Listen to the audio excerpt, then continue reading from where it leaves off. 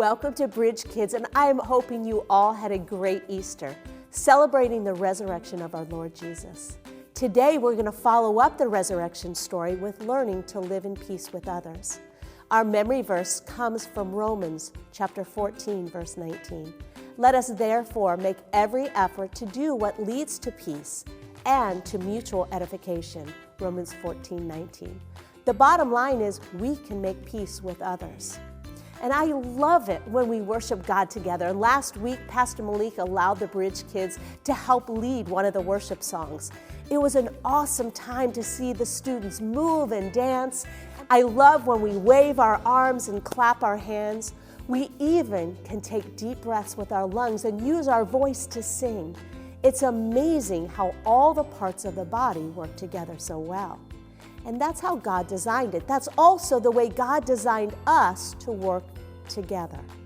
He made us to work with one another. He made us to live in peace. Paul wrote about that in the letter he wrote to the Colossians. He said, let the peace that Christ gives rule in our hearts. As part of one body, you are appointed to live in peace and be thankful. Colossians 3:15. Okay, it seems like that should be pretty simple for us to do, right? Just live in peace, get along. But we all know it's not that easy. People disagree, we see things differently, we get annoyed and frustrated with each other. We get on each other's nerves.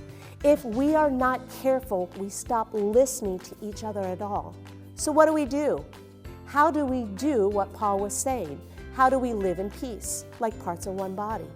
Maybe it would help us understand if I cook up one of my favorite recipes. It's called peace pasta. If we're honest, you and I are kind of like these uncooked noodles. We're dry and crunchy. We're not willing to bend. We refuse to change our minds, and we want things our way or else. Snap! I'm sure you know exactly what I'm talking about if you have brothers or sisters. Maybe it even happens with our parents or our teachers or our friends. We disagree with each other. We argue. Sometimes we just snap like that broken noodle. Our relationship with others can bend and bend and bend and then break. But God didn't make us to stay like that. He created us to live in peace. So how do we do that? When we so easily disagree? Let's look at the pasta. Maybe that'll give us a clue. If we want to cook the pasta, if we want these noodles to turn perfectly soft and delicious, we need to add something to them. What do we need to add? That's right, water. And Jesus is the living water. If we want peace, there's something we need to add too. After all, it's tough for us to have peace if we're just trying to do things our own way.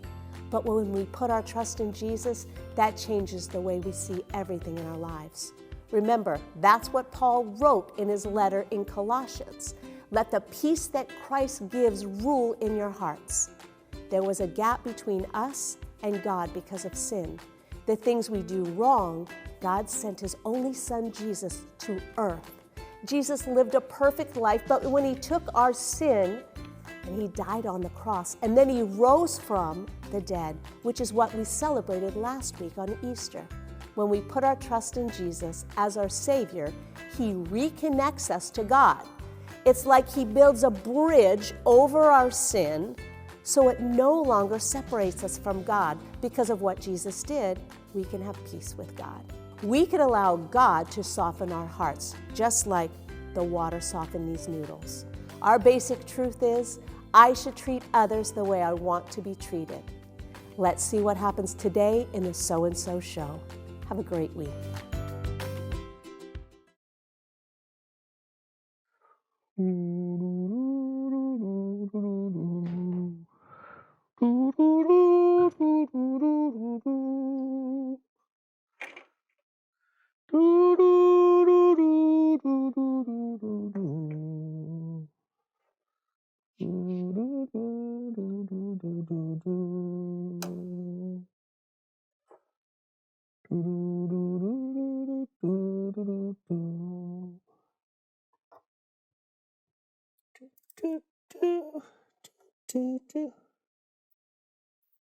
two.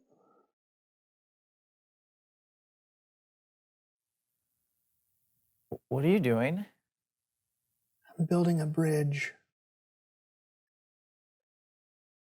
The waters are troubled. Cuckoo-ca-choo, doo-doo-doo-doo-doo, doo-doo-doo.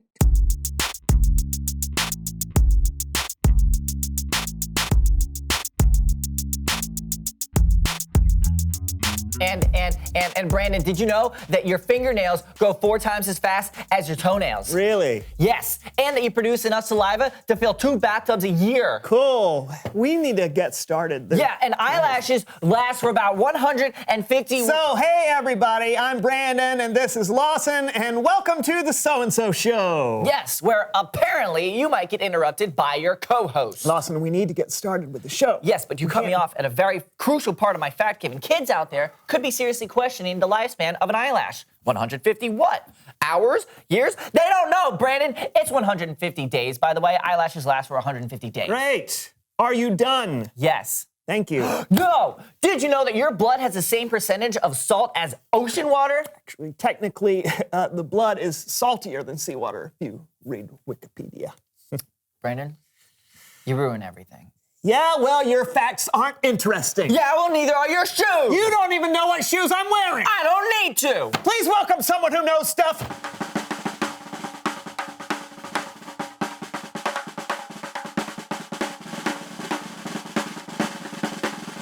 Welcome. Come on in. Guys. Here Here you grab are. your chair. I got it. I've got it. No, it's... Have a seat. You sit here. Now, tell us who you are and what you know. Hey, I was supposed to ask her that. You snooze, you lose. Well, tell us who you are and what you know. I already asked her. Is everything okay here? It's fine. Please continue. Tell us Who you are and what you know. Okay.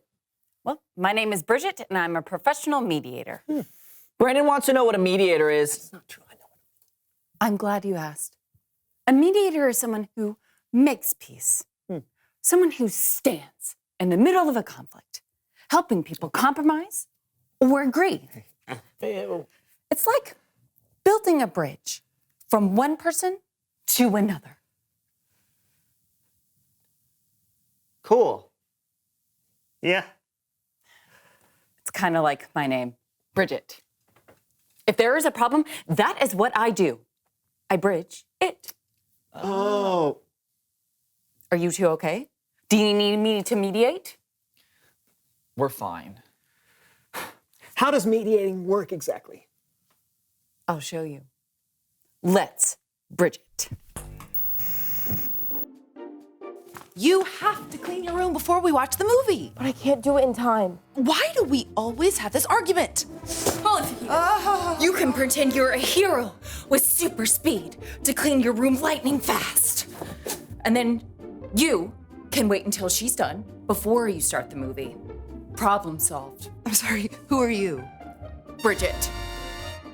Yeah, kitty. Come on, get your din. Oh, come on, don't make me walk way over there. Oh! Bridget. Give it to me. It's mine. Nuh-uh, I'm the one who found it. Yeah, but I picked it up first. Yeah!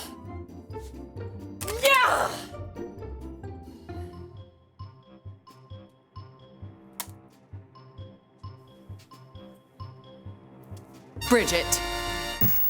Wow, you really do build a lot of bridges. You're welcome. I didn't say. Well, I've got to go. There's lots of people out there needing my help. And just remember, if you two ever aren't getting along, don't let the gap stand in your way. All you have to do is just... Bridget? That's my name. Bridget.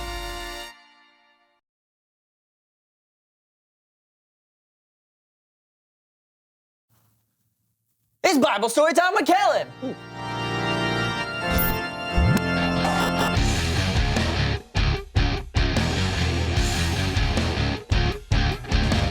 Hey, Kellen. Hey guys, today's Bible story is a great one, so let's hop right to it. The verse is Colossians chapter 3, verse 15. Paul wrote, "Let the peace that Christ gives rule in your hearts. As parts of one body, you were appointed to live in peace and be thankful. Back to you guys. Back to us?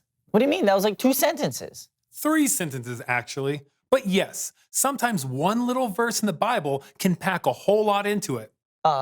Okay, but... You want to unpack it? That would be great. Here it is again. Let the peace that Christ gives rule in your hearts.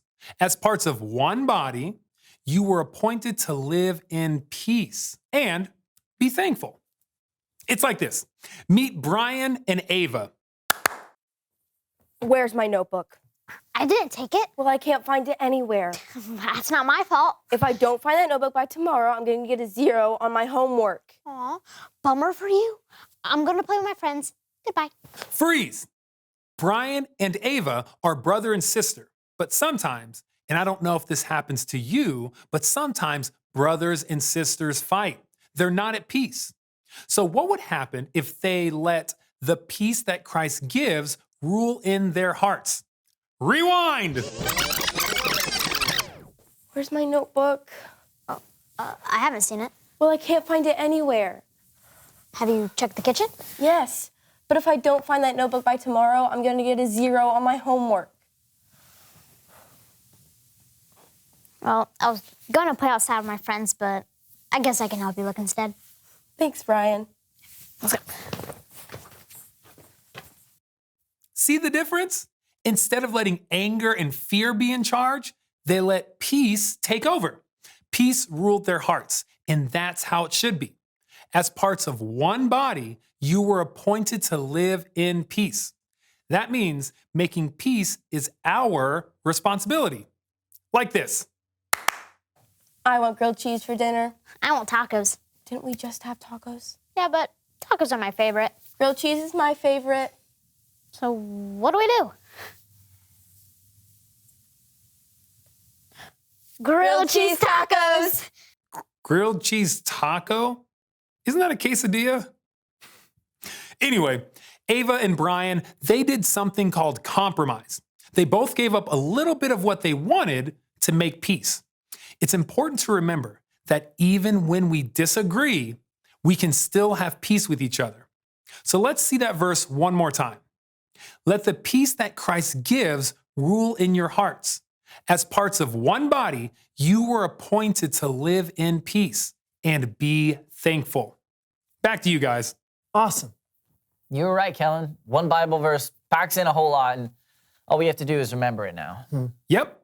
Next time you're in an argument, don't let your anger take charge. Let the peace that Jesus gives rule your heart. We'll try, Kellen. Thank you. Yeah, thanks. See you guys. Bye. Brandon, Yes, Lawson? I don't want to fight anymore. Yeah, I agree. I'd much rather have peace. I'm sorry. I'm sorry, too. Come here, you. We're never going to have a conflict ever again because we bridged it. We bridged it. I know. I'm so sorry. let's It's take not it- going to happen Let's take it anymore. All right. Let's take it one episode at a time, if that's all right. Okay. Yeah. Reveal the question. Who do you need to make peace with? Whether it's a sibling, a co-host, a parent, a teacher, a friend, a neighbor, a grandma, second cousin once removed, second cousin twice You get the removed. picture. We all had a lot of different types of people and relationships in our lives. Or a hot dog vendor, or a disc jockey, or a mail carrier, or a used car salesman, or a Talk new about it together. Who do you need to make peace with? or a babysitter, or a Mountie, or that woman who hands out that samples at the grocery store that you just eat them all the time and you just can't stop and you can't stop. I'm until you- Brandon. And I am Lawson. And this was the So-and-So So-and-so show. show. Do you have any more? No. All right, see if you can guess the answer to this. How many noses does a slug have? 3. No, that's close though. They have 4 noses. The fingerprints of a koala are so indistinguishable from humans that they have on occasion been confused at crime scenes. A snail can sleep for 3 years. Oh man, I envy him. The only animal that can't jump is the elephant. 3% of the ice in Antarctica glaciers is penguin urine. Okay, good night everybody.